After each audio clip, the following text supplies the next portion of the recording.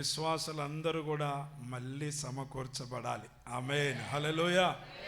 మరి మనుషునికి అసాధ్యం కానీ దేవునికి సాధ్యం. సాతానుడు చెదరగొడతాడు, చెడగొట్టడానికి ప్రయత్నం చేస్తారు కానీ మరి మన దేవుడు తిరిగి మరలా ఆయన కట్టేవాడు, ఆయన సమకూర్చేవాడు, ఆయన పునరుద్ధరించేవాడు, ఆయన మరలా నిలబెట్టి అభివృద్ధి చేసేవారు. ఆమేన్, హల్లెలూయా, హల్లెలూయా. సోదరుడు విజయ్ గారికి కూడా ప్రత్యేక వందనాలు తెలియజేస్తున్నాను. మంచిది, ఇంకా దేవుని యొక్క వాక్యాన్ని చదువుకుందామండి.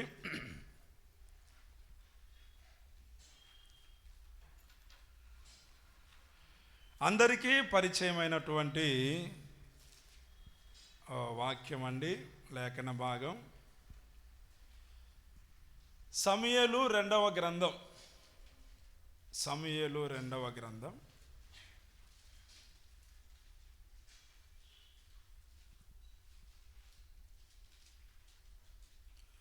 3వ అధ్యాయం. 3వ అధ్యాయం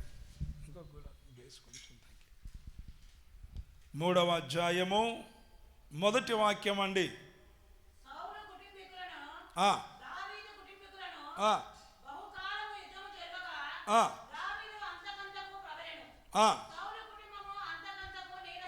చాలండి, స్తోత్రం. ప్రియమైనటువంటి దేవుని సంఘమా, జాగ్రత్తగా ఈ మాటలు గమనించుదాం. చదవబడినటువంటి లేఖన భాగంలో 2 వ్యక్తులను గురించి మనం చూస్తున్నాం. ఒకరు దావీదు, ఇంకొక ఆయన సౌలు. ఈ ఇరువురు రాజులుగా ఉండి పరిపాలన చేసిన వారు, ఏలుబడి చేసిన వారు. ఈ ఇరువురు కూడా ఒకే దేశమునకు రాజులుగా ఉండి పాలించారు. ఏ దేశం అండి? ఇజ్రాయేలు దేశం. ఆనాడు ఉంది ఇజ్రాయేల్ దేశం, ఈనాడు కూడా ఉంది. ఆమేన్, హల్లెలూయా. ఇజ్రాయేలు దేశస్తులు అంటే ఎవరు అనుకోవకండి, పితరులైనటువంటి అబ్రహాము, ఇస్సాకు, యాకోబుల యొక్క సంతతి. స్తోత్రం. మరి ఇరువురు కూడా దేవుని చేత ఏర్పాటు చేయబడినటువంటి వారే ఈ రాజులు. సౌలు రాజు కానీ దావీదు రాజు కానీ. ఈ ఇరువురు సమాన కాలం దేశాన్ని పాలించారు. ఎంతకాలం పాలించారండి? సౌలు రాజు 40 ఏళ్ళు పాలించాడు, దావీదు రాజు కూడా 40 సంవత్సరాలు పాలించాడు. ఇరువురు విశ్వాసులే, ఇరువురు దేవుని చేత ఎన్నికైనటువంటి వారే. ఇంకా ఇంకొక అడుగు ముందుకు వెళ్ళి చెప్పుకున్నట్లయితే ఇరువురు దేవుని ఆత్మను కూడా కలిగినటువంటి వారే. స్తోత్రం. అయితే ఒకరేమో అంతకంతకు అభివృద్ధి చెందుతూ వచ్చారంట, మరొకరేమో, మరొక కుటుంబమేమో అంతకంతకు నీరసిల్లుతూ వచ్చేసింది. ఇద్దరు విశ్వాసులే, ఇద్దరూ రాజులే, ఇద్దరూ దేవుని చేత ఎన్నుకోబడిన వారే, ఇద్దరూ ఒకే దేశమునకు రాజులుగా ఉండి పాలించిన వారే, ఇద్దరూ దేవుని యొక్క ఆత్మను కలిగినటువంటి వారే. కానీ ఒకరేమో అంతకంతకు అభివృద్ధి చెందుతూ వచ్చారు, మరొకరేమో అంతకంతకు నీరసిల్లుతూ వచ్చారు. ఎందుకంటారు? చాలా కారణాలు ఉన్నాయి, కానీ ప్రధానంగా ఒక్క మాట మనం బైబిల్లో చూడగలం. స్తోత్రం, హల్లెలూయా. ప్రతి మనుషుడు అభివృద్ధిని కోరుకుంటారు అని ముందే చెప్పుకున్నాం. నిజముగా ఇంకా నూతన సంవత్సరం వస్తుందంటే నూతన ఆశీర్వాదాలు కావాలి అని, ఈ సంవత్సరంలోనైనా దేవుడు నన్ను కనికరించాలి, నా కుటుంబాన్ని కనికరించాలి. మీరు మాత్రమే కాదు, సేవకులంగా మేము కూడా అదే కోరుకుంటాం. గత సంవత్సరంలో కంటే ఈ సంవత్సరంలో పరిచర్య అధికంగా జరగాలి.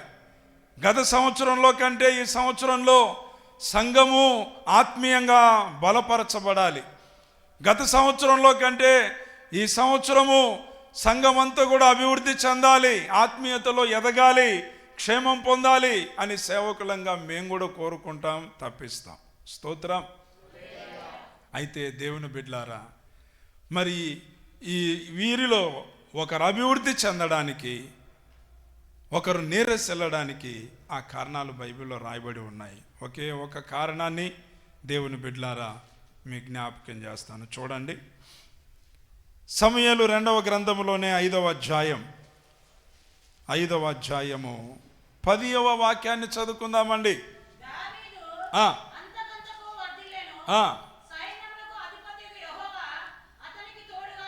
ఆమేన్. స్తోత్రం. మరో తర్జుమాలో రాయబడిన ఇదే లేఖనం మరొక రీతి ఎట్లా రాయబడిందంటే, సైన్యములకు అధిపతి అయినటువంటి యెహోవా అతనికి తోడై ఉండెను గనక అంతకంతకు వర్ధిల్లెను అని, అభివృద్ధి చెందెను అని రాయబడింది. స్తోత్రం.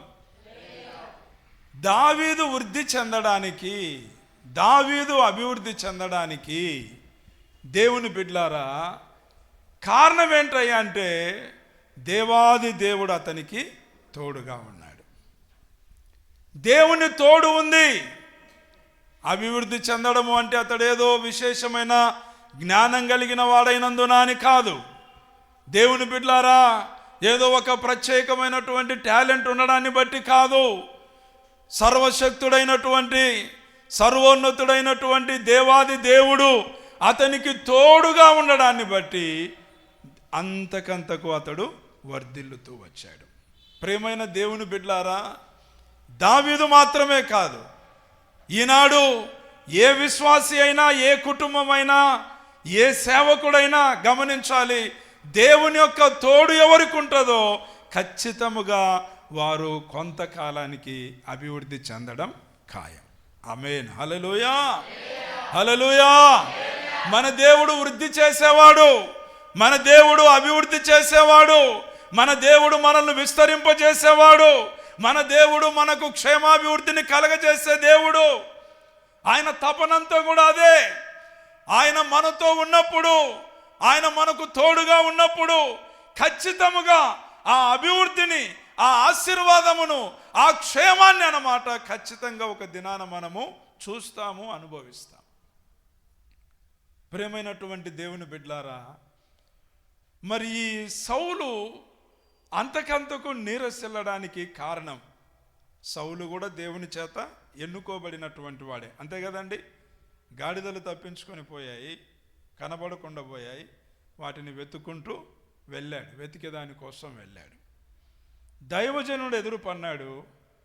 దేవుని సంకల్పం అతని గురించి దేవుడు ముందే దైవజనునికి తెలియజేశాడు కనుక సౌలును గురించి ఎదురు పన్నప్పుడు అతన్ని కలుసుకొని అతనికి దైవ సంకల్పాన్ని గురించి చెప్పి అతనికి ఒక పర్వతం మీదకి అతన్ని తీసుకొని వెళ్ళి తైలం వేసి అతన్ని రాజుగా అభిషేకించేశారు.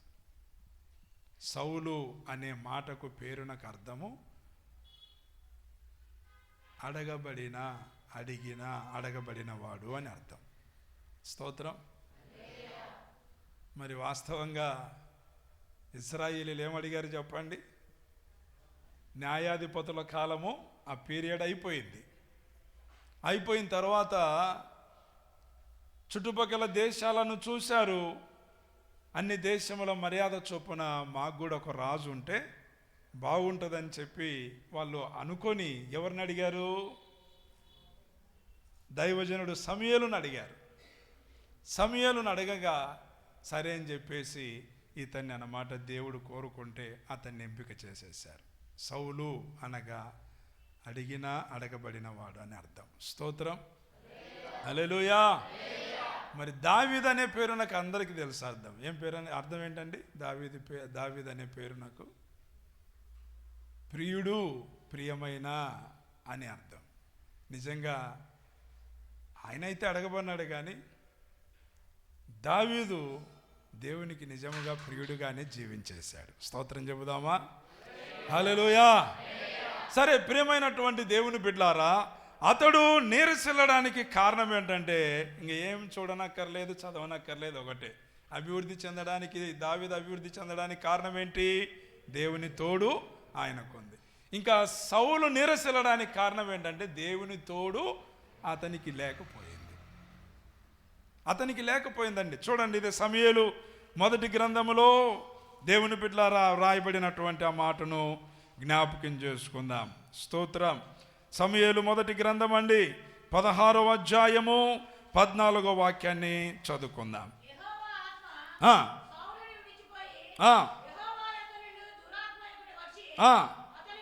చాలండి.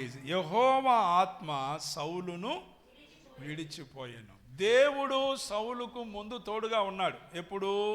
ఆయనను పిలుచుకున్నప్పుడు, ఏర్పాటు చేసుకున్నప్పుడు, అతన్ని అభిషేకించినప్పుడు దేవుని బిడ్డలారా దేవుడు తోడుగా ఉన్నాడు. కానీ కొంతకాలానికి ఏమైందో తెలుసా? దేవాది దేవుడు, దేవుని ఆత్మ సౌలును విడిచిపెట్టి వెళ్ళిపోయాడు. మన జీవితంలో కూడా దేవుని బిడ్డలారా దేవుని తోడును కలిగి ఉండడము ఎంత ప్రాముఖ్యమో, లేదా దేవుని ఆత్మను పొందడం ఎంత అవసరమో, పొందిన ఆత్మను, కృపను, అభిషేకాన్ని కాపాడుకోవడం కూడా అంతకంటే అవసరం. స్తోత్రం. దేవుని తోడును కోరుకుంటారు, ఆయన తోడుగా ఉంటాడు. కానీ ఆ తోడు మనకు నిత్యం ఉండునట్లుగా చూసుకోవాలి. హల్లెలూయా. దేవుని ఆత్మను పొందుకుంటాం. ఆత్మను పొందుకోవడం కోసమై దేవుని దగ్గర ఎంతగానో తప్పిస్తామో ఆత్మను పొందుకుంటాం. పొందుకున్న తర్వాత ఆ ఆత్మను కాపాడుకోవడం కూడా చాలా ప్రాముఖ్యం. అందుకే బైబిల్లో రాయబడింది, ఆత్మను ఆర్పకండి, ఆత్మను దుఃఖపరచకండి అని ఇలాంటి కొన్ని హెచ్చరికలు ఉన్నాయి. పొందిన దేవుని కృపను, ఆత్మను, అభిషేకమును మనం కాపాడుకోవాలి.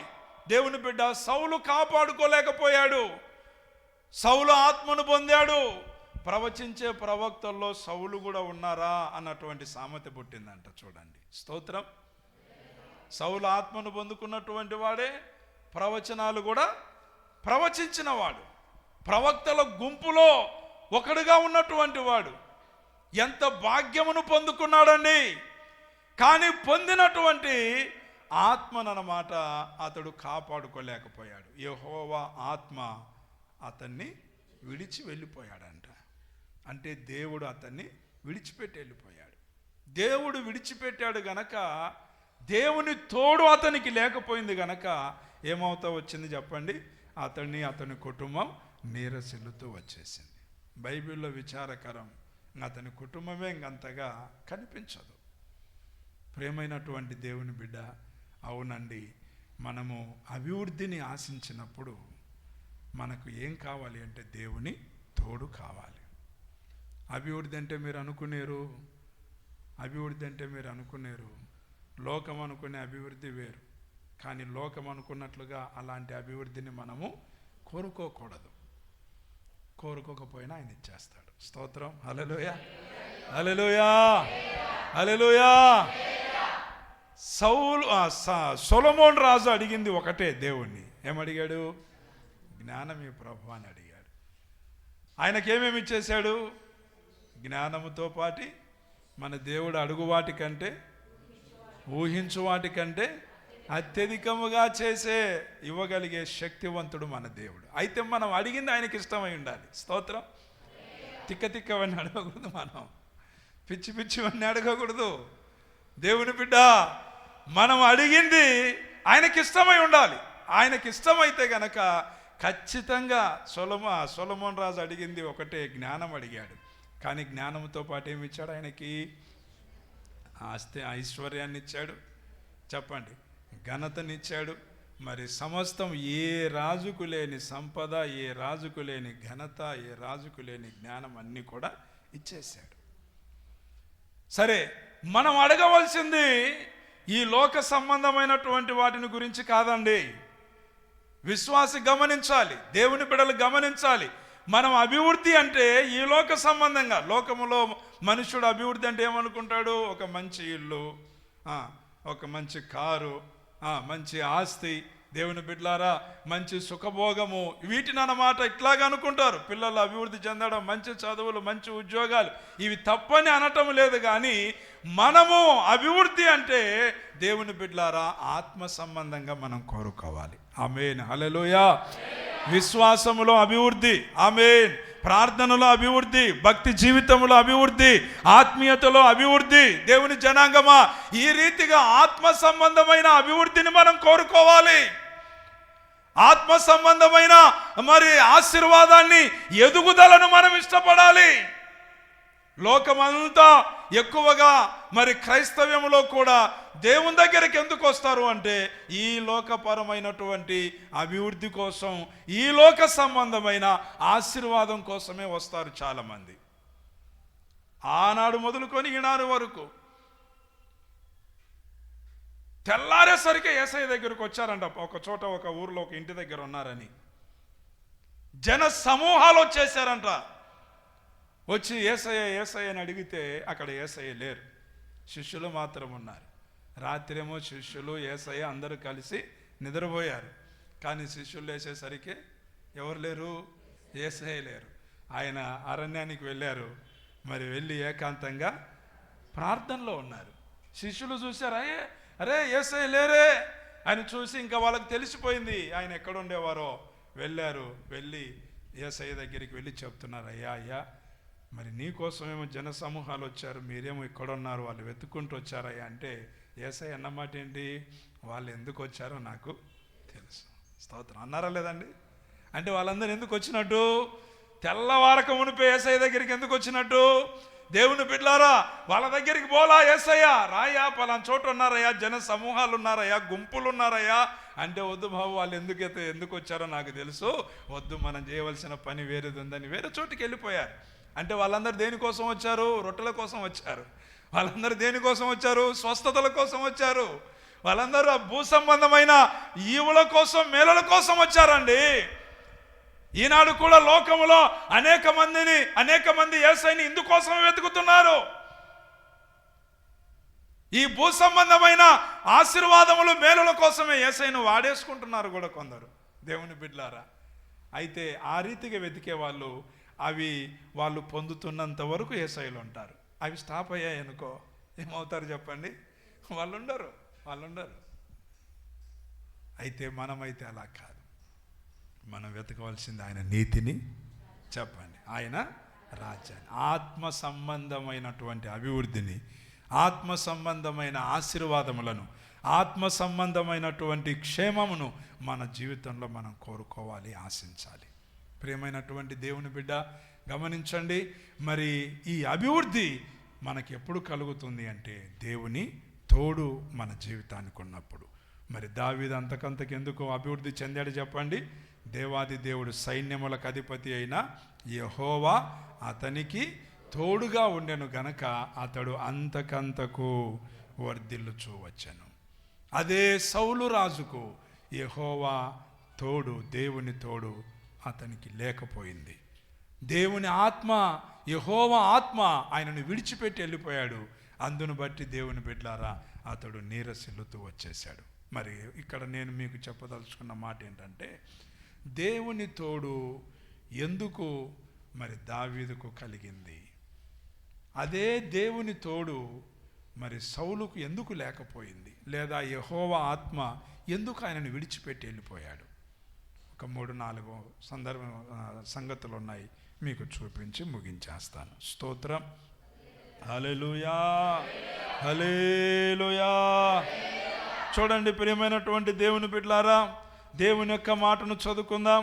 సమూయేలు గ్రంథము 18వ అధ్యాయములో ఓ చక్కటి మాట వ్రాయబడి ఉంది. ఆ మాటను జ్ఞాపకం చేసుకుందాం. సమూయేలు మొదటి గ్రంథము 18వ అధ్యాయము 14వ వాక్యాన్ని చదువుకుందామండి. 14వ వాక్యం. మరియు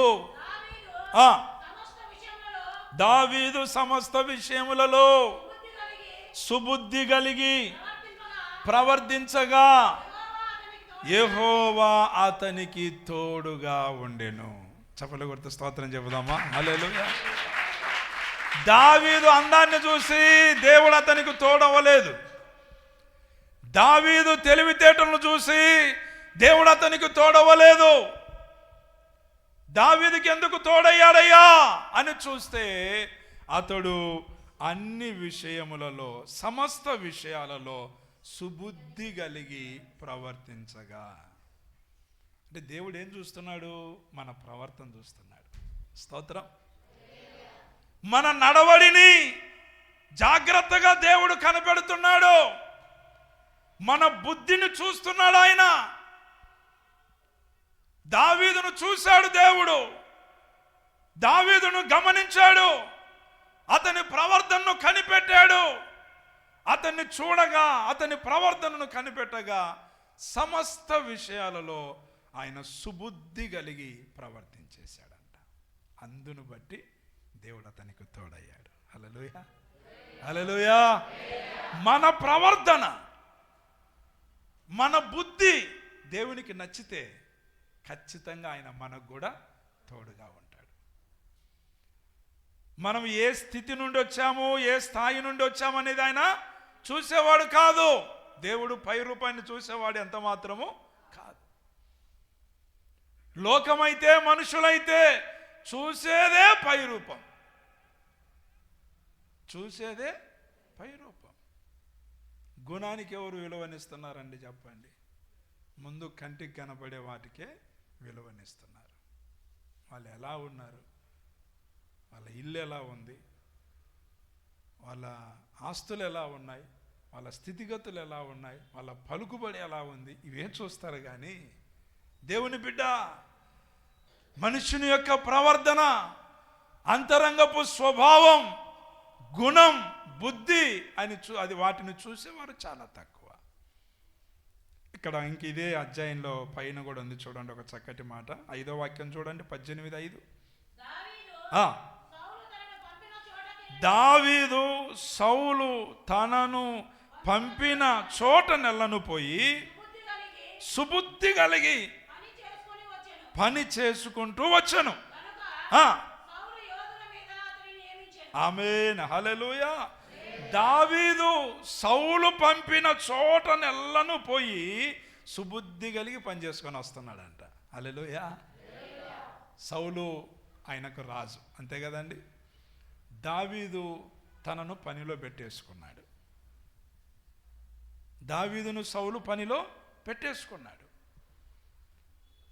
సరే, అతన్ని పనిలో పెట్టుకున్నాడు.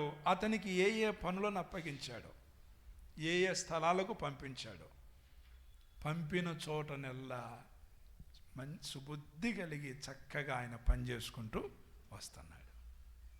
మామూలుగా అయితే సౌలు మంచివాడు చెప్పండి. దావీదు మీద ఏం చూపాడు? విషపు చూపు చూపాడు. దావీదు మీద సరైనటువంటి అభిప్రాయం లేదు. ఓ మూలన ఒక చేదు ఉంది, ఒక విషయం ఉంది. దావీదు ఎక్కడ దొరికితే ఎక్కడ, ఎప్పుడు దొరికితే అప్పుడు చంపుదామన్నటువంటి ఆలోచన ఉంది. అయినా ఇవన్నీ ఏమీ దావీదు పట్టించుకోలేదు. ఆయన నా క్షేమం కోరినవాడు కాదు కదా, దుర్మార్గుడు కదా, మరి నా ఎడల విషపు చూపు చూస్తున్నటువంటి వాడు కదా, నా విషయమై చేదు కలిగినటువంటి వాడు కదా, అతడు చెప్పిన పనినంతటిని నేనెందుకు చేయాలి? అతని ఉద్యోగంలో ఉండడం వద్దు, అతని ప్రభుత్వంలో పనిలో ఉండడం వద్దు, వెళ్ళిపోదామని ఇలా అనుకున్నటువంటి వాడు కాదు. సమస్తం ఎవరి ఆధీనంలో ఉందనుకున్నాడు? దావీదు దేవుని ఆధీనంలో ఉందనుకున్నాడు. ఈయన నాకు రాజు సౌలు గనక ఆయన చెప్పిన పనిని నేను జాగ్రత్తగా, మంచిగా, చక్కగా నేను చేసుకొని రావాలి, అది నా వంతు అనుకున్నాడు. చక్కగా ఆ సౌలు దావీదును పంపిన చోటకెల్లా వెళ్ళి ఆయన చక్కగా సుబుద్ధి కలిగి పని చేసుకుంటూ వచ్చాడు. ప్రియమైన దేవుని బిడ్డ, మనకు అర్థమయ్యే రీతిలో చెప్పుకున్నట్లయితే మనం కూడా సంఘములో మీ పాస్టర్ మీకు ఏదైనా పనులు అప్పగించారనుకోండి, వాటిని చక్కగా మంచి మనసుతో చేశారనుకోండి, మీరు చేస్తున్నారు. అలా చేసే వాళ్ళకి దేవుని తోడు ఉంటుంది. స్తోత్రం. హల్లెలూయా. నువ్వు ఒక ఉద్యోగస్తునివా, నువ్వు ఒక యజమానుని కింద పనిచేసే వ్యక్తివా, నువ్వు ఏ స్థితిలో ఉండినా నీకు అప్పగించబడినటువంటి పనులను ఏం చేయాలి? మంచి మనసు కలిగి, మంచి బుద్ధి కలిగి చక్కగా వాటిని నెరవేర్చేసేయాలి.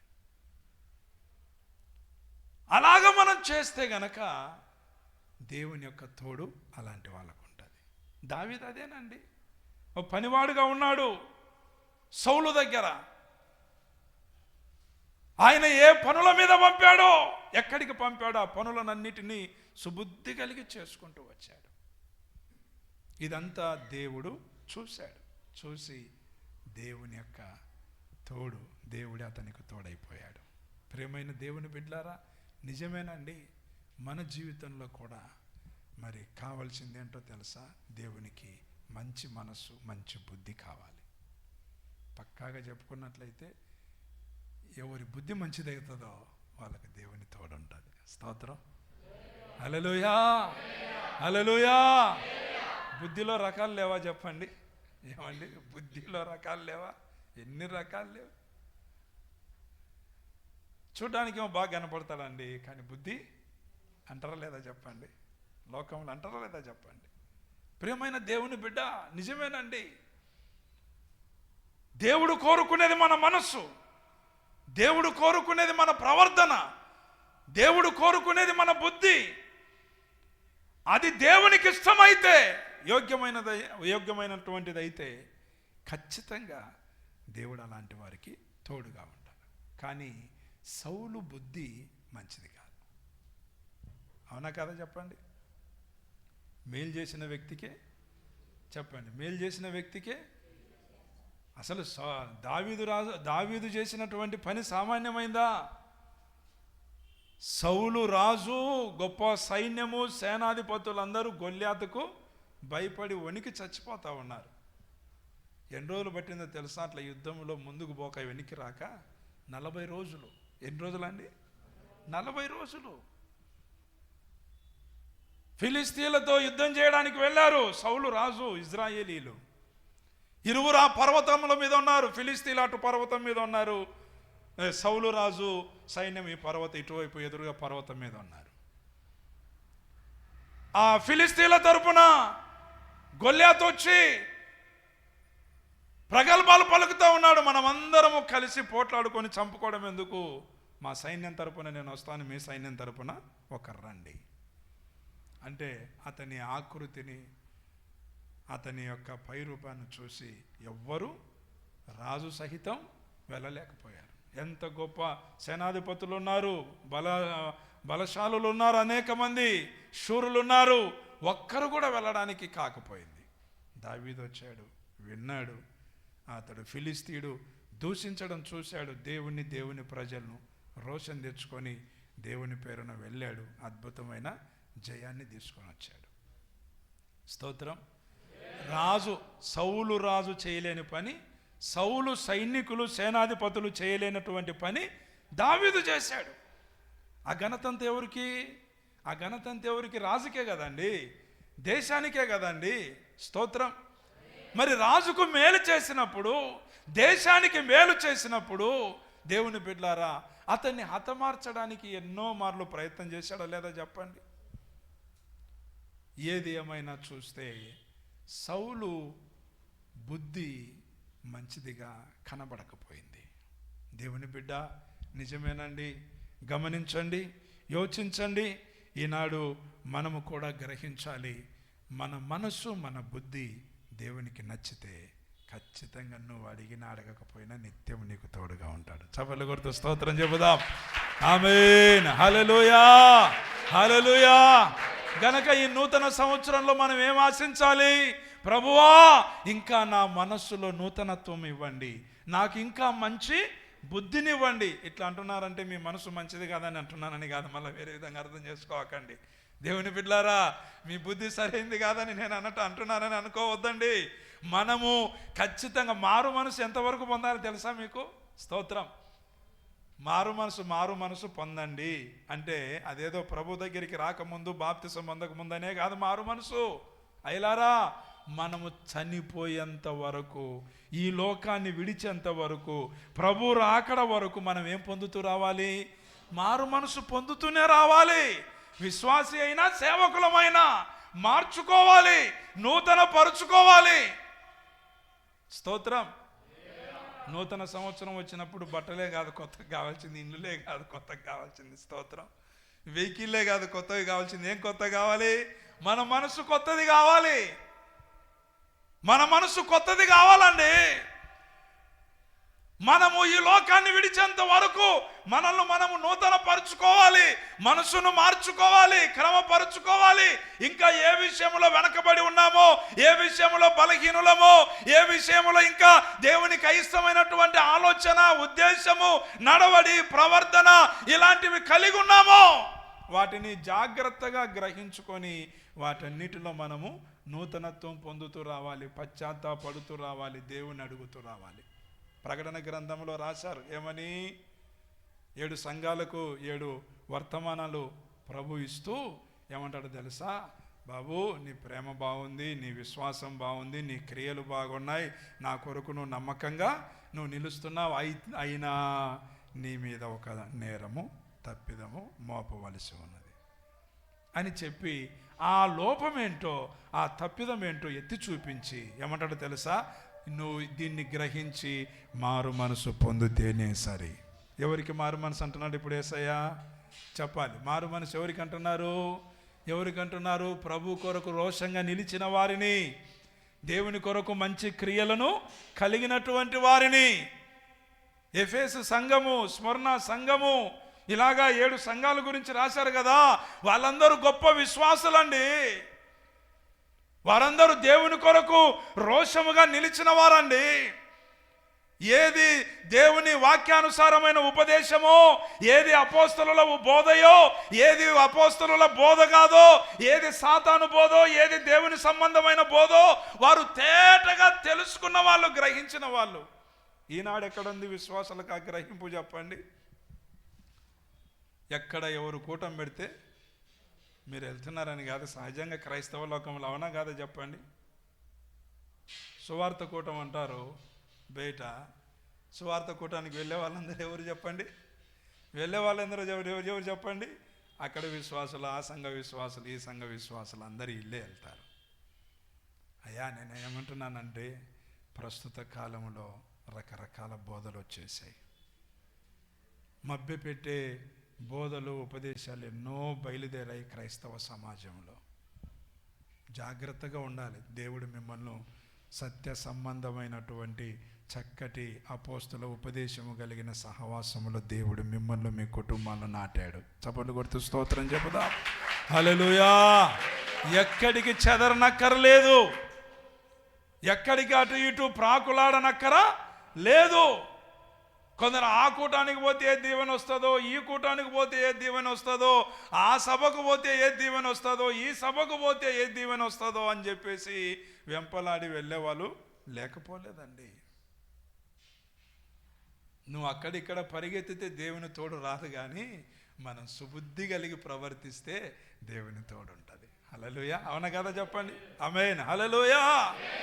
ఎక్కడెక్కడో పరిగెత్తితే కాదు, ఎక్కడెక్కడో తిరిగితే కాదు, అక్కడేముందో ఇక్కడేముందో, ఆడికిపోతే ఏ దీవెనో, ఈడికి వస్తే వెళ్తే ఏ దీవెన వస్తుందని ఇట్లా కాదండి.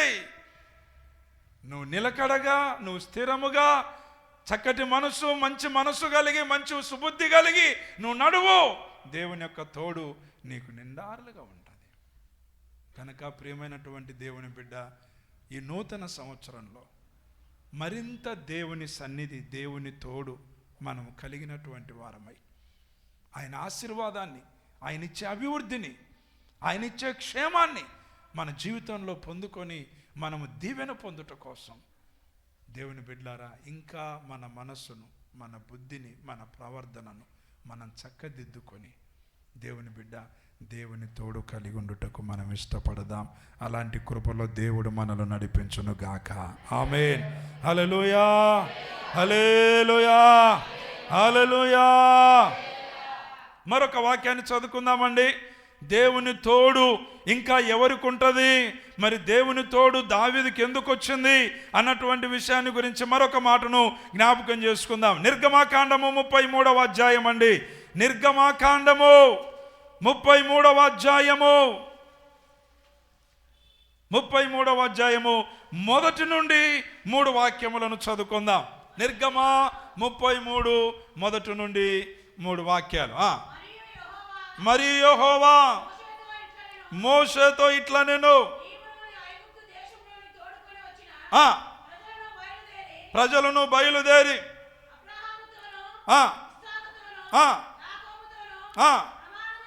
ప్రమాణము చేసి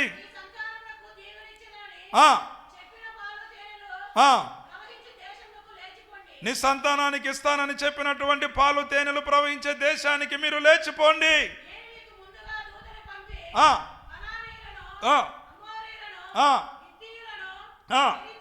పెరిజీలను వెళ్ళగొట్టేదను.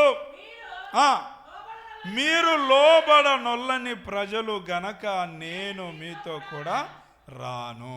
ఒకవేళ వస్తే గనక త్రోవల మిమ్ములను సంహరిస్తానేమో అని మోషేతో చెప్పాను. స్తోత్రం. ప్రియమైనటువంటి దేవుని జనాంగమా, ఈ సందర్భం మన అందరికీ తెలుసు. ఇశ్రాయేలీలు ఈజిప్టులో ఇంచుమించు 400 సంవత్సరాలకు పైబడి వాళ్ళక్కడ పరవాసులుగా ఉన్నారు. దేవుని యొక్క సంకల్పాన్ని బట్టి, కృపను బట్టి, దైవజనుల ప్రయాసను బట్టి, ప్రార్థనలు బట్టి వాళ్ళందరూ ఈజిప్టు నుంచి, బానిసత్వం నుంచి విడిపించబడ్డారు, విడుదల పొందారు. విడుదల పొంది అరణ్య మార్గం గుండా వాళ్ళు వాగ్దాన భూమికి వాళ్ళు వెళ్తున్నారు. ఏ దేశం అంటే దేశం చెప్పండి? పాలు తేనెలు ప్రవహించే దేశం. పాలు తేనెలు ప్రవహిస్తాయంటండి ఆ దేశంలో. ఆ పూర్వపు రోజుల్లో ప్రవహించేటివంట. ఎలా చెప్పండి? ఇజ్రాయెల్ దేశంలో ఉన్నటువంటి భూభాగం బైబిల్లోనే రాయబడింది. శ్రేష్టమైనటువంటి సారవంతమైనటువంటి భూమి అంటది. సంవత్సరంలో ఒక్కసారి వర్షం పడినా సరే ఆ వర్షాన్ని ఆ నేల తాగుతుందంట. మంచి సారాన్ని ఇస్తుందంట. ఆ కొండలు కానీ ఆ గుట్టలు కానీ ఆ రోజుల్లో కనాను దేశం, 7 జాతుల వారు ఉన్నటువంటి దేశం. ఇంకా అది సారవంతమైనటువంటి దేశము, భూభాగము గనక, సారవంతమైన కొండలు, మంచి గడ్డి పశువులకు ఉండేది గనక ఆ కొండల్లో ఉన్నటువంటి పశువులు, ఆవులు, జంతువులు బాగా పుష్టిగా తినేటివంట. పిల్లలు కన్నటువంటి పశువులు ఉంటాయే, అవి పిల్లలకు అన్నమాట పాలిచ్చిన తర్వాత ఇంకా ఆ పాలన్నీ పిల్లలు తాగలేకపోయేటివంట. ఇంకా ఆ ఆవులు కానీ ఆ పశువులు కానీ ఆ తల్లులు అన్నమాట ఆ పాలను అట్లాగే కిందికి వదిలేసేటివంట. ఏడ పట్టుకుంటాయి? పట్టుకోలేవు. ఇంకా ఆ పాలు పర్వతముల మీద అన్నీ ఒకదానికొకటి, అవి కొండలు కదా, గుట్టలు, లోయలు కదా, ఆ పర్వతాల మీద అన్నమాట ఒక దారగా అవి చిన్నగా ప్రవహించేటివంట. తేనె ఎట్లా అంటే ఆ కొండల సందుల్లో, ఆ లోయల్లో దేవుని బిడ్లారా తేనెటీగలు మరి తేనె తెట్లు పెట్టుకునేటివంట. ఈ పాల దార వచ్చేసి ఆ తేనె తెట్టులో పడడం, అవి రెండు కలిసి ప్రవహించేటివంట. స్తోత్రం. హల్లెలూయా. అంటే పాలు తేనెలు ప్రవహించే దేశం అంటే అర్థం ఏంటి? ఏ కొరత, ఏ లోటు, ఏ కరువు లేనటువంటి సమృద్ధి ఆహారము కలిగినటువంటి దేశం. కరువు అనేది ఆ దేశంలో ఉండదంట. బైబిల్లోనే దేవుడే చెప్పాడన్నమాట. స్తోత్రం. అలాంటి దేశానికి అన్నమాట వీళ్ళు వెళ్తున్నారు. దేశానికి దగ్గరకు వచ్చేసారు. అయితే దేవుడు మోషేకు ప్రత్యక్షమై చెప్తున్నాడు, మోషే మీరు వెళ్ళండి బాబు, లేచి మీరు వెళ్ళండి. ఇంకా అరణ్యంలో ఎందుకుంటారు? పాలు తేనెలు ప్రవహించే దేశానికి వెళ్ళండి. మీరు వెళ్ళండి, కానీ నేను మాత్రం మీతో రాను. ఏందయ్యా మాట అంటారు? అవును, నేను మీతో వస్తే గనక త్రోవలోనే మిమ్మల్ని చంపేస్తాను గనక నేను రాకుండా ఉండడమే మేలు, మీరు వెళ్ళండి అంటే అప్పుడు అన్నారు, అయ్యా ఎందుకు రారయ్యా, అసలు మీ తోడు లేకుండా మేము ఆ దేశానికి వెళ్ళనే వెళ్ళాం. నీ తోడు ఉండి అరణ్యమైన మాకు క్షేమమే. నీ తోడు లేకుండా మేము వెళ్ళమయ్యా, నువ్వు రావాలి, ఎందుకు రానంటున్నావు ప్రభు అంటే దేవుడు ఇక్కడ చెప్పేశారు, మీరు లోబడనొల్లని ప్రజలు గనక నేను మీతో రాను. ఇశ్రాయేలు ప్రజలతో ఎందుకు దేవుడు ఉండడానికి ఇష్టపడలేదు, దేవుడు నడవడానికి ఇష్టపడలేదు అంటే వాళ్ళు లోబడని ప్రజలు. దీన్ని బట్టి మనం చూస్తే ఎవరికి దేవుని తోడు ఉంటుంది? ఎవరైతే దేవునికి, దేవుని మాటకు, దైవ పద్ధతికి, ఉపదేశానికి, క్రమానికి ఎవరైతే లోబడతారో వాళ్ళకి దేవుని తోడు ఉంటుంది. చప్పట్లు కొడుతూ స్తోత్రం చెబుదాం. హల్లెలూయా, హల్లెలూయా. ప్రియమైనటువంటి దేవుని బిడ్డలారా, ఇశ్రాయేలీయులు దేవుని జనాంగమా, మరి ఎన్నో దేవుని కార్యాలను చూశారు, ఎన్నో అద్భుతాలను చూశారు, ఎన్నో మేలులను అనుభవించారు, ఎన్నో ఆశీర్వాదములను అనుభవించారు. ప్రపంచంలో ఏ మనుషుడు, ఏ జనాంగము చూడనటువంటి గొప్ప కార్యములను, మహా అద్భుత కార్యములన్నిటినీ ఇశ్రాయేలీయులు పొందారు, అనుభవించారు వాళ్ళు. అయినా సరే దేవునికి లోబడకుండా వచ్చారంట. ఇక్కడ విచిత్రం అండి, దేవునికి లోబడకపోయినా దేవుడు తన కార్యములనేమో చేస్తూనే వచ్చాడు. అరణ్యములో తినడానికి తినడానికి తిండిస్తా వచ్చాడు. ఎవరికి? అందరు లోబడే వాళ్ళనా? దేవుడే చెప్పేస్తున్నాడు, వీళ్ళు లోబడనొల్లని ప్రజలు. లోబడకపోయినా ఆహారాన్ని ఇవ్వడము ఆపలేదు, నీళ్ళనివ్వడము ఆపలేదు. వాళ్ళ పైన ఏముంచాడు? ఎండ వేడిమి నుండి వాళ్ళను కాపాడడానికి దేవుని బిడ్డలారా చల్లటి మేఘస్తంభాన్ని ఉంచాడు, దాన్ని తీసివేయలేదు. రాత్రిపూట అగ్ని స్తంభాన్ని ఇచ్చాడు, దాన్ని తీసివేయలేదు. అంటే వారి యొక్క అవసరాలను వాళ్ళు లోబడకపోయినా వారిని దీవిస్తూనే వస్తున్నాడు, వాళ్ళ అవసరాలను తీరుస్తూనే వస్తున్నాడు. అది దేవుని యొక్క మంచితనం అంతే. కొన్నిసార్లు విశ్వాసులు కూడా, కొందరు క్రైస్తవులు కూడా అనుకుంటారు, దేవుడు మమ్మల్ని దీవిస్తున్నాడు, మమ్మల్ని గొప్ప చేస్తున్నాడు గనక మాకేమి ఇబ్బంది లేదు, మాకు తోడుగా ఉన్నాడు దేవుడు అని అనుకుంటారు. కానీ లేదు, ఆయన దీవెన, ఆయన యొక్క ఆశీర్వాదం అంటే మనుషుని యొక్క అవసరాలు తీర్చబడడం అనేది, దేవుని బిడ్డలారా అద్భుతాలు చేయడం అనేది, అద్భుతాలు జరుగుతున్నంత మాత్రాన మనం పొందుతున్నాం అన్నంత మాత్రాన దేవుని తోడు ఉంది అని అనుకోవడానికి వీలు లేదు. దేవుని తోడు లేకపోయిన వీళ్ళకి ఏం కలుగుతుంది? అన్ని అవసరాలు తీర్చబడుతున్నాయి, అద్భుతాలు జరుగుతూనే ఉన్నాయి. అందుకే అద్భుతాలను ఎప్పుడూ ఆధారము చేసుకోకూడదు, అద్భుతాలను ఆధారం చేసుకోకూడదండి. లోకములు అనేక మంది సూచక్రియలు, అద్భుతాలను ఆధారం చేసుకొని వాటినే పట్టుకొని వెళ్తున్నారు. కానీ అవి ఆగిపోతే వీళ్ళు కూడా ఆపైపోతున్నారు. దేవుని బిడ్డ ఇక్కడ గమనించండి, వాళ్ళు లోబడకపోయినా అన్ని అవసరాలు తీరుస్తున్నాడు. వాళ్ళు లోబడడం లేదు గనక ఏమంటున్నాడంటే నేను మీతో రాను. మరి దావీదు జీవితంలో చూస్తే దేవుడు తనకు ఇచ్చినటువంటి ప్రతి మాటకు లోబడుతూ వచ్చాడంట. ఆమేన్, హల్లెలూయా, హల్లెలూయా. చూడండి, సమూయేలు గ్రంథంలో ఒక చక్కటి మాట రాయబడింది. దేవుని బిడ్డలారా ఆ మాటను చదువుకుందాం. సమూయేలు గ్రంథం కంటే మన్నించండి, రాజుల మొదటి గ్రంథం 11వ అధ్యాయం 38. రాజుల మొదటి గ్రంథము 11వ అధ్యాయం 38వ వాక్యములో చదువుదామండి. రాజుల మొదటి గ్రంథము 11వ అధ్యాయము 38వ వాక్యములో చదువుతున్నారు, జాగ్రత్తగా గమనించుదాం.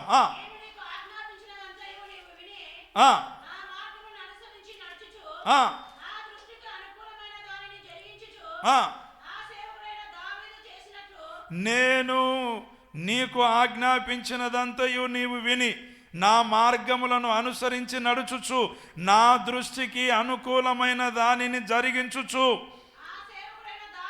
నా సేవకుడైన దావీదు చేసినట్లుగా నా కట్టడలను నా ఆజ్ఞలను గైకొనిన ఎడల నేను నీకు తోడుగా ఉండి దావీదు కుటుంబమును శాశ్వతముగా నేను స్థిరపరిచినట్లుగా నిన్నును స్థిరపరిచి. ఆమేన్, హల్లెలూయా. దేవుడే ఈ మాట పలుకుతున్నాడు. ఎవరితో చెప్తున్నారంటే యెరోబాము అనే రాజుతో చెప్తున్నాడు. ఎవరండి? ఏబాము, యెరోబాము. యెరోబాము అన్నటువంటి రాజుతో దేవుడు ప్రత్యక్షమై, ఓ యెరోబామా, నువ్వు నా వాక్యానికి లోబడు, నేను చెప్పింది నువ్వు విను, నేను చెప్పినట్లుగా నువ్వు జీవించు. ఇదిగో ఇంకా కావాలంటే చూడు, దావీదు ఉన్నాడు చూడు, మీ పితరుడు దావీదు ఉన్నాడు చూడు. దావీదునకు మరి నేను ఏదైతే ఆజ్ఞాపించానో నా కట్టడలను నా ఆజ్ఞలను అతడు గైకొంటూ వచ్చాడు, నాకు అనుకూలమైన దానిని చేస్తూ వచ్చాడు. దావీదు నా మాట విన్నాడు. దావీదు నేను చెప్పిన దానికి లోబన్నాడు, నేను ఆజ్ఞాపించిన ప్రకారము చేశాడు. అందును బట్టి నేను అతని కుటుంబాన్ని స్థిరపరిచాను, అతన్ని దీవించాను, అతనికి తోడుగా ఉన్నాను. నీవు కూడా అలా చేస్తే, నువ్వు నా మాటకు లోబడితే, నువ్వు నేను చెప్పిన ప్రకారంగా నడుచుకుంటే, విధేయత చూపితే, నా మాటలకు నువ్వు లోబడి నడిస్తే, నేను కూడా నీకు తోడుగా ఉండి ఇశ్రాయేలు రాజ్యాన్ని నీ కుటుంబానికి స్థిరపరుస్తాను బాబు అన్నాడు. కానీ యరొబాము అంత విరుద్ధమే చేసేసాడు. యరొబాము అనే వ్యక్తి రాజు అంత విరుద్ధమే చేసేసాడు. అసలు యరొబాము పట్ల కృప చూపడానికి అతనిలో ఏది కూడా విశేషత కనిపించదండి బైబిల్లో చదివితే. కానీ యరొబాము అన్నటువంటి వ్యక్తి ఆ సొలొమోను రాజు పని వాళ్ళలో ఒక పనివాడు. అతడు ఒక చాకచక్యంగా చురుకుగా మరి రాజు అప్పగించిన పనులను చేస్తూ ఉండడాన్ని బట్టి దేవుడు ఎందుకో కనికరించాడు. అతనికి సొలొమోను రాజు చేతిలో నుండి, అతని కుమారుల చేతిలో నుండి రాజ్యాన్ని తీసి ఎవరికిచ్చాడు? 10 గోత్రాల రాజ్యాన్ని యరొబాముకి ఇచ్చేశాడు. యరొబామా, ఇదిగో నేను నిన్ను కనికరించాను బాబు, ఈ రాజ్యాన్ని నీకు అప్పగించాను ఇప్పుడు. అయితే ఇదిగో దావీదు నా మాట విన్నట్లుగా, దావీదు నా ఆజ్ఞకు లోబడినట్లుగా, దావీదు నాకు అనుకూలమైన దానిని చేసినట్లుగా నీవు కూడా నా మాటకు విధేయత చూపి నేను చెప్పిన ప్రకారంగా లోబడి నడిస్తే, ఇదిగో నీ కుటుంబానికి రాజ్యాన్ని స్థిరపరుస్తాను. అంటే ఇతరులకు చెప్పేటప్పుడు దేవుడు ఎవరిని ఎగ్జాంపుల్గా తీసుకుంటున్నాడు?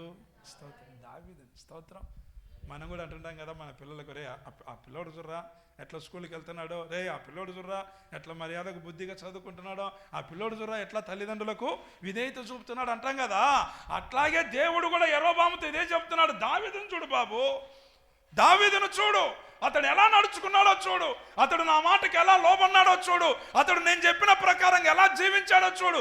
నీవు కూడా అలా జీవిస్తే, లోబడితే, దావీదుకు తోడున్నట్లుగా నీకు కూడా తోడుగా ఉంటాను. స్తోత్రం. అవును, ఎవరికి దేవుని తోడు ఉంటుంది? మొదటిదిగా సుబుద్ధి కలిగి నడుచుకునే వారికి దేవుని తోడు ఉంటుంది. రెండవది, దేవునికి దేవుని మాటకు మనము లోబడి నడుచుకునేవారుగా, పెద్దలకు లోబడాలి, సంఘ కాపరికి లోబడాలి, సంఘ క్రమానికి కూడా మనము లోబడాలి. లోబడి నడుచుకునే వారికి దేవుని యొక్క తోడు ఖచ్చితంగా ఉంటుందండి, ఖచ్చితంగా ఉంటుంది. లోబడకపోతే, తిరుగుబాటు చేస్తే దేవుని తోడు అలాంటి వాళ్ళకు ఉండనే ఉండదు. సౌలు జీవితంలో చూడండి, ఇప్పుడు చదవండి సమూయేలు గ్రంథము మొదటి గ్రంథము, మొదటి పుస్తకం 28వ అధ్యాయం 18. 28:18. సమూయేలు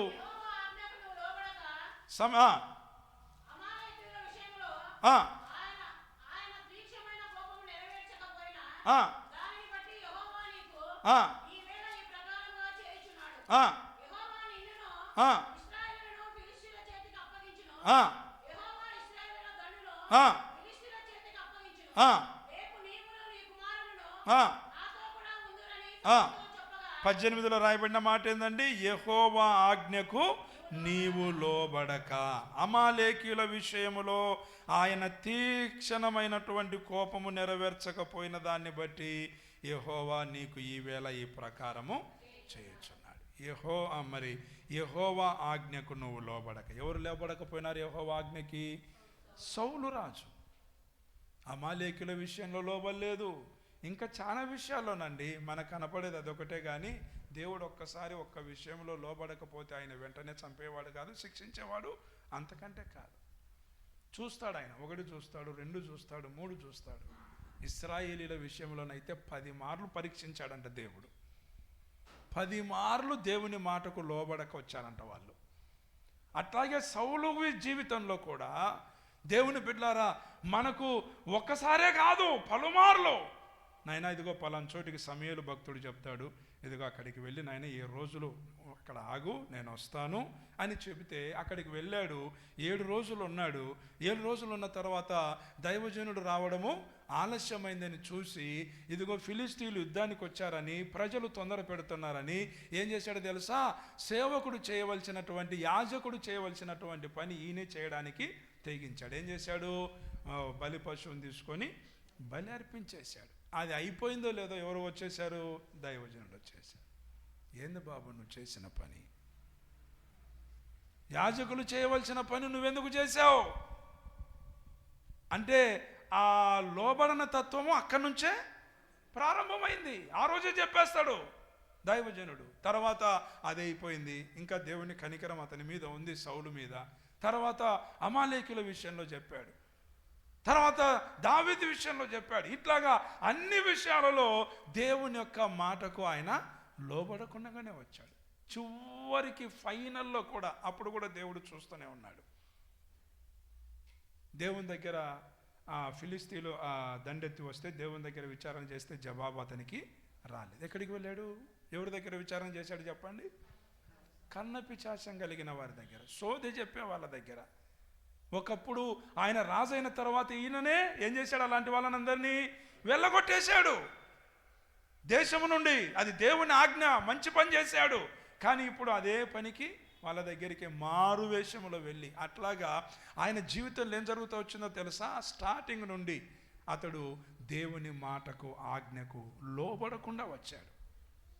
లోబడకుండా రావడాన్ని బట్టి యెహోవా ఆత్మ ఏం చేశాడు? ఆయనను విడిచిపెట్టి వెళ్ళిపోయాడు. ప్రియమైన దేవుని బిడ్డ, దావీదులో అలాంటిది కాదు. అతనికి లోబడే గుణం ఉంది. ఆమేన్, హల్లెలూయా. దేవునికి లోబడేవాడు, దేవుని వాక్యానికి లోబడేవాడు. అందును బట్టి దేవుని తోడు దావీదు కలిగింది.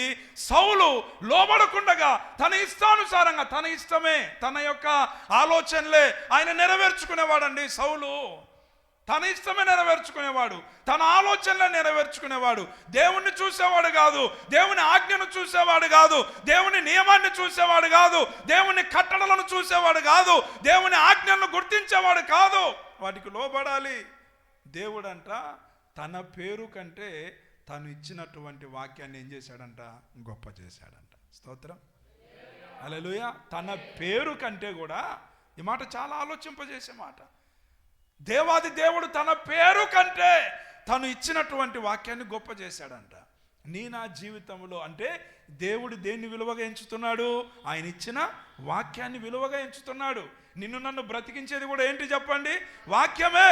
నిన్ను నన్ను నిత్య రాజ్యానికి చేర్చేది కూడా ఏంటి చెప్పండి? వాక్యమే. వాక్యములోనే నిత్య జీవం. మన వాక్యాన్ని విలువగా ఎంచాలి, దేవుని వాక్యానికి భయపడాలి. అందుకే దేవుడు అంటాడు, ఎవరు ఇదిగో నా మాట విని వణుకుచుండునో వానినే నేను చూస్తున్నాను. దేవుని మాట అంటే మనం భయపడాలండి, వాక్యానికి విలువనివ్వాలండి, ఆజ్ఞకు విలువనివ్వాలండి. దేవుని వాక్యానికి బహుగా విలువనిచ్చిన వాడు ఎవరు, లోబన్నవాడు ఎవరు అంటే దావీదు. కానీ సౌలు దేవుని చేత ఎన్నుకోబడిన, దేవుని కృపను పొందిన, ఆశీర్వాదాన్ని పొందిన, ఏర్పాటును పొందిన దేవుని బిడ్డలారా, అతన్ని ఉన్నత స్థితిలో దేవుడు అతన్ని పెట్టిన దేవుని ఆజ్ఞను ఏమాత్రం అతడు లెక్క చేయక తన ఇష్టాన్ని, తన ఆలోచనలని నెరవేరుస్తూ వచ్చాడు. ప్రియమైన దేవుని బిడ్డ, 25 సంవత్సరాలు అయిపోయాయి సేవలోకి వచ్చి. నేను నా సేవా పరిచర్యలు ఎంతోమందిని చూశాను, మా సంఘములు ఎంతోమంది ఉన్నారు. ఎవరైతే దేవుని వాక్యానికి లోబడి నడుచుకుంటున్నారో వాళ్ళకు దేవుని తోడు కలిగి వాళ్ళు వృద్ధి చెందుతూనే ఉన్నారు. చప్పట్లు కొడుతూ స్తోత్రం చెబుదాం. హల్లెలూయా, హల్లెలూయా. కన్నులతో చూస్తున్నాను. నువ్వు ఎంతగా దేవుని వాక్యానికి లోబడతావో అంతగా దేవుని తోడు నీతో ఉంటుంది. నువ్వు ఖచ్చితంగా ఆ ఆశీర్వాదాన్ని, ఆ దీవెనను, అభివృద్ధిని నువ్వు అనుభవిస్తావు. యవనస్తులు గుర్తుంచుకోండి, యవనురాండ్రు గుర్తుంచుకోండి, జీవితం భవిష్యత్తు ఎంతో ఉంది. చిన్న వయసులో నుండే దేవునికి, దేవుని వాక్యానికి నువ్వు విలువనిచ్చి లోబడే మనసు కలిగి ఉంటే, వాక్య ప్రకారంగా జీవించే మనసు కలిగి ఉంటే ఖచ్చితంగా అలాంటి బిడ్డలకు దేవుని తోడు ఉంటుంది. వారి జీవితాలు ఖచ్చితంగా ధన్యమైపోతాయి. దేవునికి లోబడదాం, దేవుని వాక్యానికి లోబడదాం. సంఘానికి, సంఘ క్రమానికి లోబడదాం, కాపరులకు లోబడదాం. దేవుని బిడ్డలారా, మనం లోబడి నడిచినప్పుడు దేవుని యొక్క తోడు ఉంటుంది. తర్వాత ఇంకొక మాట, స్తోత్రం, హల్లెలూయా, హల్లెలూయా. త్వరగా ముగించేస్తాను. చూడండి, ఆమోసు గ్రంథంలో ఒక చక్కటి మాట. ఆమోసు గ్రంథము 5వ అధ్యాయం 14లో చదవండి. ఆమోసు ప్రవచన పుస్తకము 5:14.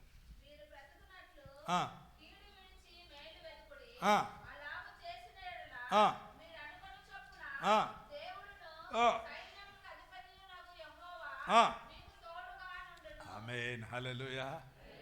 ఎవరికి తోడుగా ఉంటాడంట చెప్పండి? దేవుడు ఎవరికి తోడుగా ఉంటాడంట? అయ్యలారా, కీడును విడిచి మేలును వెదకండి. ఆమేన్, హల్లెలూయా. అలాగు మీరు చేస్తే మీరు అనుకున్నట్లుగా సైన్యములకు అధిపతి అయిన యెహోవా తోడు వారికి ఉంటుందంట. అవునండి, కీడును విడిచి మేలు చేసే వారికి తోడు ఉంటుంది. ఇప్పుడు దావీదు చేసింది అదేనండి. తన నాశనాన్ని కోరినటువంటి వ్యక్తికి ఏం చేశాడు చెప్పండి? మేలు చేస్తా వచ్చాడు, మేలును కోరాడు. ఎక్కడ కూడా సౌలును, కీడును పొరపాటును కూడా అయినా కోరుకోలేదు. చేతికి దొరికాడు, గుహలో 2 మార్లు దొరికాడు. స్తోత్రం. దొరికితే ఏం చేశాడు చెప్పండి? వదిలేసేసాడు. పక్కన ఉన్నటువంటి దావీదుతో వచ్చినటువంటి వ్యక్తి, అయ్యా, అనేక దినాలుగా నిన్ను చంపాలని తిరుగుతున్నటువంటి నీ శత్రువుని ఈరోజు నీ చేతికి అప్పగించేశాడు. యేసయ్య యొక్క పోటు అక్కడే ఉంది, ఈట. ఆయన హాయిగా గురకబెట్టి, ఎవరు? సౌలు నిద్రపోతున్నాడు, సౌలు యొక్క సైన్యం అంతా కూడా నిద్రపోతా ఉంది. ఆ ఈటు తీసి ఒక్క ఏటు వేసేస్తే అయిపోతుంది. ఈయనకు అన్ని రోజుల మరణ భీతి, భయం అంతా కూడా తొలగిపోతుంది. అంతే కదండి. ఆ సౌలు రాజు వెంటాడుతూ తిరుగుతున్నందునే ఇల్లు విడిచిపెట్టాడు, ఊరు విడిచిపెట్టాడు, కుటుంబాన్ని విడిచిపెట్టాడు, తల్లిదండ్రులను, చివరికి ప్రాంతాలనే విడిచిపెట్టి అడవులు, కొండలు, లోయలు పట్టుకొని తిరుగుతున్నాడు. చివరికి ఇంక అక్కడ కూడా తట్టుకోలేక ఏం చేశాడు? ఫిలిస్తీన్ల దాపుకు వెళ్ళాడు. ఎవరు? దావీదు. ఇంతగా తిరుగుతూ ఉండిన దావీదు చేతికి సౌలు దొరికినా సరే అతనికి ఏ హాని చేయలేదు. అంటాడు కదా తనతో వచ్చినటువంటి వ్యక్తి, యేసయ్య ఒకవేళ నుయ్యికి చేతిని అడగకపోతే, మన మాటలో చెప్పుకున్నట్లయితే, నాకు సెలవివయ్యా, నేను వేసేస్తాను అంటాడు. అంటే అప్పుడు చెప్పిన మాట ఏంటి చెప్పండి? దేవుని చేత అభిషేకించబడిన వానిని ముట్టుకోవడానికి కూడా నాకు అధికారం ఉంది. చంపడానికి ఎక్కర్రా బాబు, నీకు తెలియదు దేవుని నియమాలు, నోరుమోయ్. స్తోత్రం. ఇంత తెలివేంటండి? ఇంత దేవుని విషయంలో, దేవుని వాక్య విషయంలో ఇంత మెలకు ఏంటండి దావీదుకు? దేవుని చేత అభిషేకించబడిన వాడిని ముట్టుకోవడానికి మనకు హక్కు లేదరా నాయన, సెలవు లేదు. అతన్ని చంపడానికి ఎక్కర్రా బాబు, ఇది దైవ పద్ధతి కాదు. దేవుడే చూసుకుంటాడు, మర్యాద వచ్చేసాయి. దేవుని బిడ్డ అంత మాత్రమే. చనిపోయిన తర్వాత కూడా సౌలు చనిపోతాడు, అయిపోతుంది. అయితే ఈయన దావీదు రాజైన తర్వాత మరి ఒక కుంటివాడు మిగులుతాడు. ఎవరి కుటుంబంలో? సౌలు కుటుంబంలో యోనాతానుకు సంబంధించినటువంటి పిల్లవాడు ఒకడు మిగులుతాడు. మిగిలితే అతని కోసం విచారించి దేశంలో, దేవుని బిడ్డలారా, అతని యొక్క ఆస్తులన్నీ, సంపద అంతా అతని వశమయ్యేటట్లు చూసి చివరికి అతడు బతికినంత కాలము దావీదు యొక్క రాజు బల్ల దగ్గర భోంచేసే అవకాశాన్ని కలగజేశాడు. ఎంత మంచి మనసు అండి. స్తోత్రం. కీడు చేసినటువంటి వారికి కూడా ఈయన ఏం చేస్తున్నాడు చెప్పండి? మేలు. వాళ్ళ పితరులు చనిపోయినా సరే వాళ్ళ సంతతికి ఏం చేస్తున్నాడు? మేలు చేస్తున్నాడు. కీడు విడిచి మేలు చేయండి, అప్పుడు మీరు అనుకున్నట్లుగా సైన్యములకు అధిపతి అయిన యెహోవా తోడు మీకు దొరుకుతుంది. ఆమేన్, హల్లెలూయా.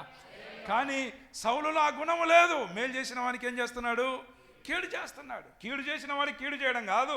కీడు చేసిన వానికి కీడు చేయడం ఒక ఎత్తు అనుకోండి, మేలు చేసిన వానికి కీడు చేయడానికి తిరుగుతున్నాడు. మన జీవితంలో కూడా విశ్వాసాలను గుర్తుంచుకోండి.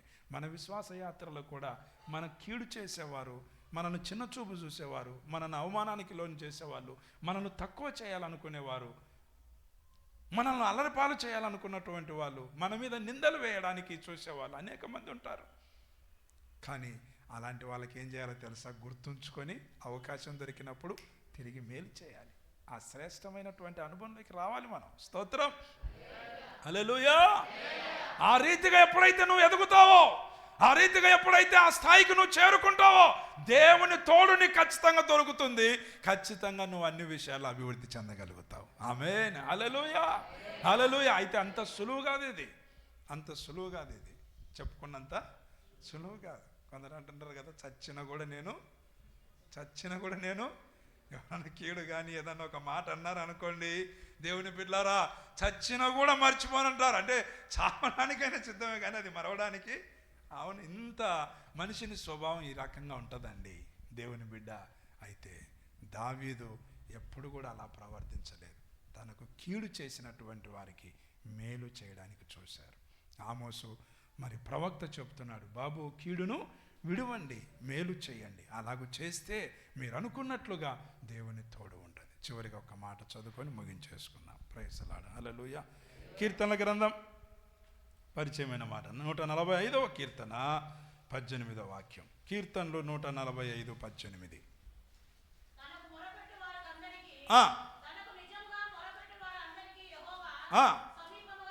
ఆమేన్, హల్లెలూయా. ఈ మాట అందరికి తెలుసు కదండి. తనకు మొరపెట్టు వారందరికీ అంటే నిజముగానే ఉపయోగించారంటే ఉత్తుత్తగా చెప్పండి. ప్రార్థన ఉత్తుత్తగా చేసేవాళ్ళు ఉంటారు నిజంగా. అవునా చెప్పండి? అదే కదా దేవుడు ఇక్కడ చెప్తుండేది, తనకు మొరపెట్టు వారందరికీ అని చెప్పి, తనకు నిజముగా మొరపెట్టే వారందరికీ యెహోవా సమీపంగా ఉన్నాడంటే అర్థం ఏంటి? సమీపంగా ఉన్నాడని అర్థం ఏంటి? తోడుగా ఉన్నాడని. దేవుని బిడ్డ, నా ప్రార్థన ఒక మాటలో చెప్పాలంటే, ప్రార్థన వారికి దేవుని తోడు ఉంటుంది. ఆ ప్రార్థన ఎలా ఉండాలి? నిజమైనదిగా ఉండాలి. పెదవులతో వచ్చే ప్రార్థన కాకుండా, ఎవరో చూడాలని అనుకునే ప్రార్థన కాకుండా, నిజముగా మనం ప్రార్థన చేసే సమయం. ఇప్పుడు నువ్వు మందిరానికి వస్తావు, ఒక భారము కలిగి ప్రార్థన చేయడానికి రావాలి. స్తోత్రం, స్తోత్రం, హల్లెలూయా. మరి నేను పరిచర్య చేస్తున్న సంఘంలో మా విశ్వాసులకు చెప్పే మాట ఏంటంటే, ప్రతి విశ్వాసి, వాళ్ళు చిన్నలైనా పెద్దలైనా యవనులైనా యవనరాళ్ళైనా, ప్రతి విశ్వాసి దినములో 1 గంట అయినా సంఘ క్షేమాభివృద్ధి కొరకు ప్రార్థన చేసేవారుగా ఉండాలని కొన్ని నెలల సంవత్సరాల తరబడి నుంచి చెప్తూ ఉన్నాను. ఏం లేదండి, ఒక గడియ అయినా చెప్పండి, ఒక గడియ అయినా మీరు మేలుకొని, ఎందుకోసం? మీరు శోధనలో ప్రవేశించకుండా నిమిత్తం ప్రార్థన చేయమని ఉంది. ఎడతెగక ప్రార్థన చేయమని ఉంది. విసుగక ప్రార్థన చేయమని ఉంది. నిత్యము ప్రార్థన చేయమని ఉంది. కానీ ఎంత సమయం ప్రార్థన చేయమనింది ఎక్కడన్నా మీకు తెలుసా? చెప్పండి, ఎంత సమయం ప్రార్థన చేయమనింది ఎక్కడన్నా ఉందా వాక్యంలో? దేవుని బిడ్డ, ఒకటి మాత్రం, యేసయ్య శిలువ మరణం పొందే సమయంలో, అదిగో ఆ శోధన గడియలో యేసయ్య శిష్యులతో చెప్తున్నాడు, 1 గడియ అయినా మీరు మేలుకొని ప్రార్థన చేయలేరా? ఎందుకయ్యా అంటే, మీరు శోధనలో ప్రవేశించకుండా నిమిత్తం. దేవుని బిడ్డ, అవునండి, ఖచ్చితంగా ప్రతి విశ్వాసి దినములో 1 గంట అయినా నీ కొరకు చేసుకో, నీ కుటుంబం కొరకు చేసుకో, నీ సంఘ కాపరి కుటుంబం కొరకు చేయి, నీ సంఘ విశ్వాసుల కొరకు, తోటి సంఘం కొరకు చేయి. ఆ ప్రార్థన మనకు ఖచ్చితంగా ఉండాలి. ప్రార్థించే వారికి ఖచ్చితంగా దేవుని తోడు ఉంటుంది. అది ఆ ప్రార్థన ఒక సదుద్దేశంతో కూడినదిగా ఉండాలి. ఒక మంచి ఉద్దేశము కలిగిన ప్రార్థనగా ఉండాలి. అందుకే తనకు మొరపెట్టే వారందరికీ, తనకు నిజముగా మొరపెట్టే వారందరికీ యెహోవా సమీపస్తుడు. దేవుని బిడ్డ, అవును, దావీదు జీవితంలో చూస్తే దావీదు గొప్ప ప్రార్థన పరుడు. అవునండి, హల్లెలూయా, హల్లెలూయా. దినమునకు ఎన్ని మార్లు ప్రార్థన చేసేవాడంట ఆయన? దినమునకు 3 మార్లు ప్రార్థన చేసేవాడు. ఏమంటాడు తెలుసా? ఎక్కడి నుంచి మొదలు పెడతాడు? సాయంత్రము, తర్వాత ఉదయము, తర్వాత ఒకసారి చదువుతారా ఆ వాక్యం? ఎక్కడుంది ఒకసారి చూసి చదవండి, ఒక మాట చదవండి. హల్లెలూయా. దావీదు ప్రార్థన జీవితం, ఆయన ఎలాగున మొరపెట్టుకునేవాడు అక్కడ రాశారు.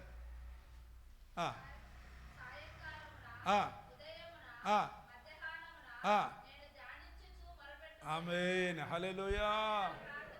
ఆలకించును. సాయంత్రమున, ఉదయమున, మధ్యాహ్నం. మనం ఏం చెప్పుకుంటాం? ఉదయము, మధ్యాహ్నము, సాయంత్రం అని మనం చెప్పుకుంటాం. ఆయన ఏమంటున్నాడు? సాయంత్రము, ఉదయము, మధ్యాహ్నం. ఎందుకు అట్లా చెప్పుకుంటున్నాడు? సాయంత్రంతో మొదలు పెట్టాడంటే వాళ్ళ దినము, ఇజ్రాయిల్ యొక్క, యూదుల యొక్క దినం ఎప్పుడు ప్రారంభమవుతుందో తెలుసా? సాయంత్రం నుండి స్టార్ట్ అవుతుంది.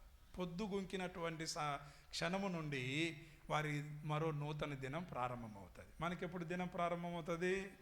మన దేశంలో అవును, మిడ్ నైట్ 12 తర్వాత కదా. అంటే మన ఉదయం నుంచి స్టార్ట్ అవుతుంది. దేవుని బిడ్డ వాళ్ళ దేశంలో మరి ఒక దినం అనేది సాయంత్రం నుంచి స్టార్ట్ అవుతుంది. అందుకే ఆయన ఏమంటున్నాడంటే సాయంత్రమున మొరపెట్టుకుంటాను, ఉదయమున మొరపెట్టుకుంటాను, మధ్యాహ్నమున నా దేవుణ్ణి ధ్యానం చేస్తూ నేను మొరపెట్టుకుంటాను, ఆయన నా ప్రార్థన ఆలకించును. దావీదు గొప్ప ప్రార్థనా పరుడు. ఆయన స్టార్టింగ్ మొదలుకొని దేవుని ఎరిగినప్పటి నుండి రాజైన తర్వాత కూడా ఆయన ప్రార్థనలో భంగం కలగలేదండి, తగ్గిపోలేదండి. ఆయనకి ఎలా సమయం దొరుకుతుండిందో. ఒక చిన్న మాట, నువ్వు 3 మార్లు ప్రార్థన చేసుకోగలుగుతావా? మనం ఒకసారి ప్రార్థన చేసుకుంటాం ఎప్పుడు? లేచిన తర్వాత ఒకవేళ వీలు కలిగితే ఎప్పుడు?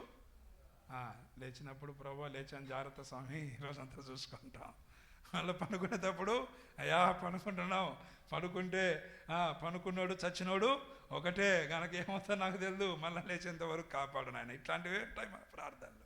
కానీ భారం కలిగి, ఒక బాధ్యత కలిగి, నేను సంఘం కొరకు చేయాలి, నూతన ఆత్మల కోసం, చెప్పండి, నూతన ఆత్మల కోసం నేను చేయాలి. చెదిరిన మా తోటి విశ్వాసులు మరలా సమకూర్చబడే దానికోసం చేయాలి.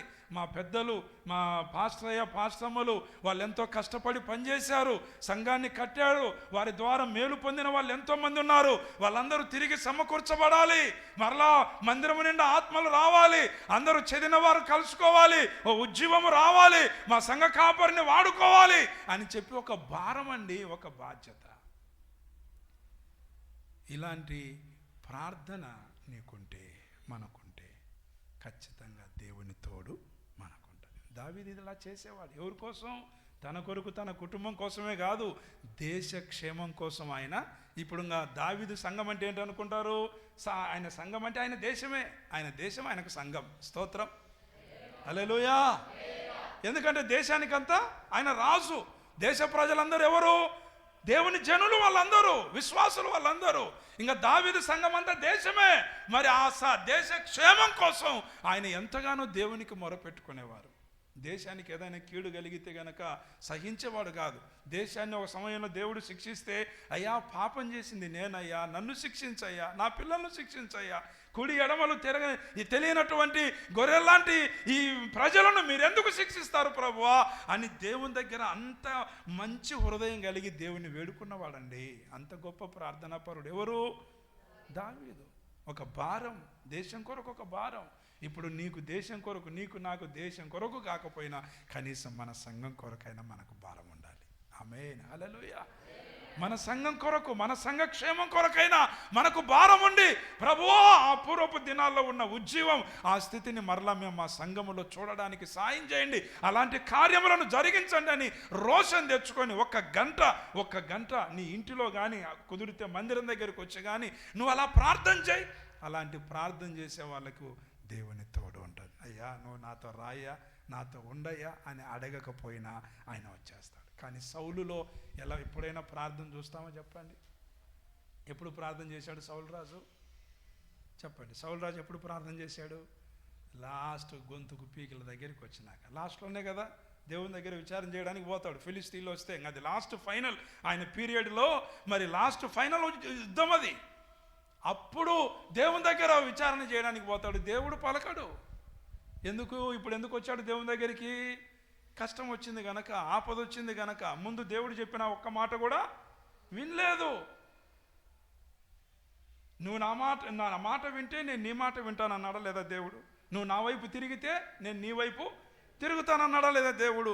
ఇప్పుడు దేవుని మాట వినకుండగా, దేవుని వైపు తిరగకుండగా, దేవునికి లోబడకుండగా, ఇప్పుడు అతనికి ఆపద వచ్చింది, అవసరం వచ్చింది కనుక దేవుని దగ్గరికి వెళ్ళి ఇప్పుడు అడుగుతా ఉంటే దేవుడు పలకడం లేదు. చాలామంది కూడా ఇట్లాగే చేస్తారన్నమాట.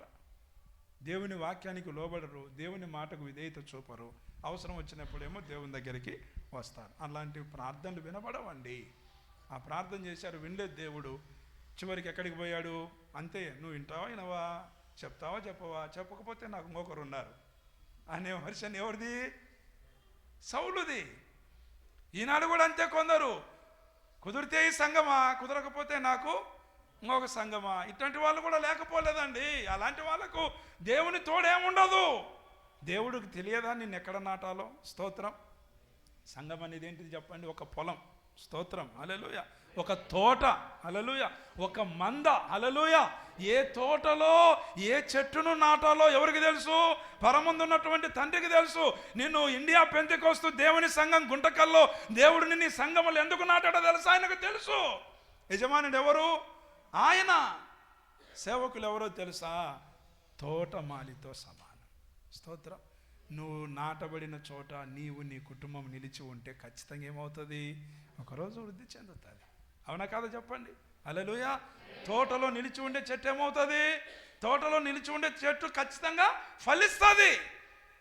తోటలో నిలిచి ఉండకపోతే చెట్టు, దేవుని బిడ్డలారా, అది ఫలించదు. త్రోవ పక్కన ఒక చెట్టు ఉంది. ఏ చెట్టు అది? త్రోవ పక్కన ఒక చెట్టు. బైబిల్ యేసయ్య చెప్పిన మాట.